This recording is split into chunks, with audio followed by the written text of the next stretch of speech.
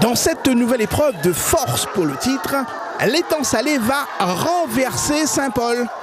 Sur sa deuxième grosse poussée enclenchée par Mabi, l'étang salé va à l'essai.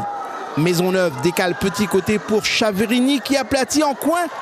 C'est le premier essai d'une longue série car l'étang salé va accélérer. Saint-Paul est débordé, pris de vitesse ici par Hugo Rodor. Mené 15-3, Saint-Paul va se relancer avec cet essai de Fierval, tout en force et en puissance.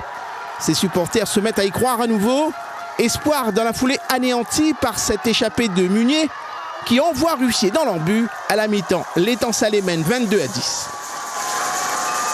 On prend des points dès le début, on met un essai et puis ils reviennent juste après. Donc on savait que ça allait être compliqué sur les 20-30 premières minutes. Le temps qu'on mette notre jeu en place et après...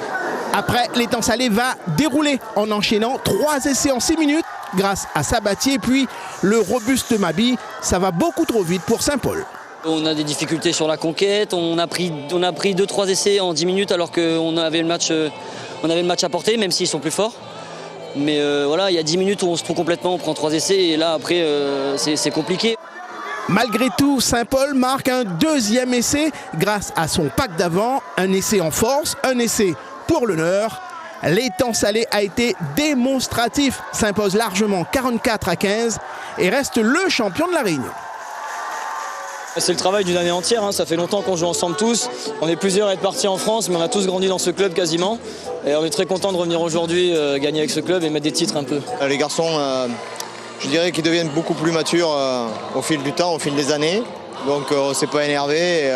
Bon, on a contrôlé le match. Je pense qu'on a un peu géré le tempo, comme on dit chez nous. L'étang salé conserve donc son bouclier de champion et reste ici les maîtres du rugby à 15.